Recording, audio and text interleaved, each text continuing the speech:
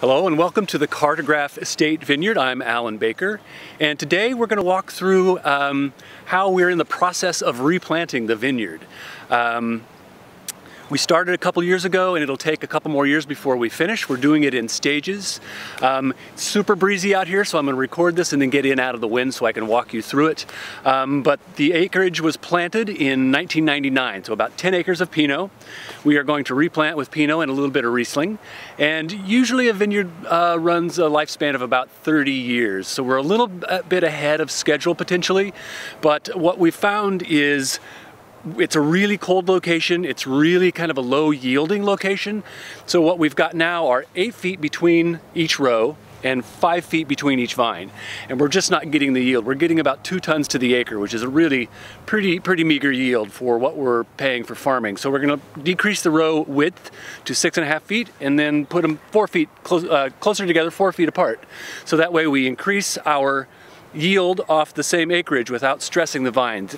If we were just to lay more budwood down here, what you would find is you're potentially or likely going to compromise fruit quality by pushing the vine too hard, stressing the vines out, and lowering your overall quality of output. So we've decided to replant, and we're kind of midway through that process. And that yield is one thing, but we also have some fungal diseases in some of our trunks, and so we have to cut those vines out when we find that each year. And so when we get the replant done, everything's going to be healthy, and we're going to be up to full capacity for hopefully increasing our yield.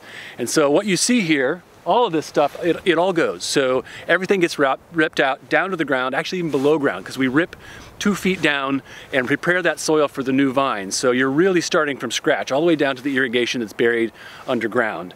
And so I'm gonna duck out of the wind here, and I'm gonna start by showing you kind of where we picked up last spring. So this is what it looked like early this spring. We got most of our infrastructure in last year before we had to stop as the rains began, so we could let our cover crop take care of the runoff and not let any into the streams. So we just needed to add trellis wires and drip irrigation this spring before we could plant the rootstock. And then it's just a matter of waiting till the soil moisture is right. So when the dormant vines, our rootstock vines, are delivered, they're basically packed in sawdust to keep them a little bit moist but not too wet. And I could go on a long time about why you choose which rootstock, but the most important thing is to match your rootstock to your soil conditions and your growing, your weather basically.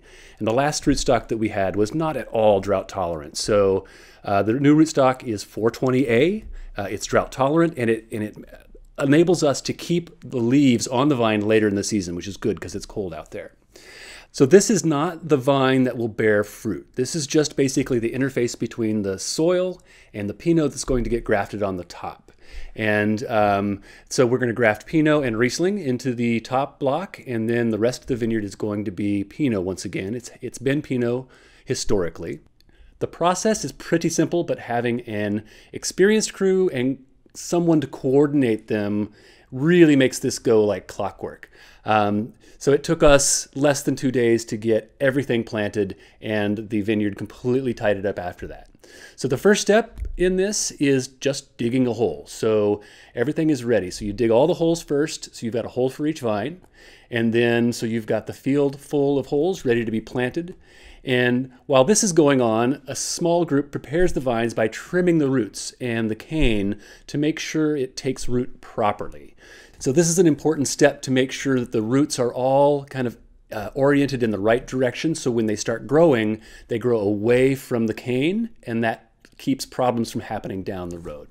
While the crew is finishing up trimming those roots, there's also another small handful of the crew will grab this compost. They'll take bins of compost, and this is vermicompost, so it's basically worm casings that have been mixed into a very rich compost, and they take and they put a big handful of this on top of every single pile of dirt that is going to get filled in, so that when you pull that first level of soil and compost in, it's a really rich environment for the vine to start growing. Those roots have a really rich environment to start life.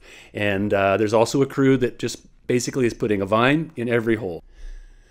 And so the step of actually planting the vine, like getting the soil in there and securing the rootstock, is really critical, because if you don't do this right, if you just shove the vine in the hole and the roots are not aimed at the right direction, they could grow in on itself and basically strangle the vine. And it takes several years for this to happen, so you don't know it until it's already too late.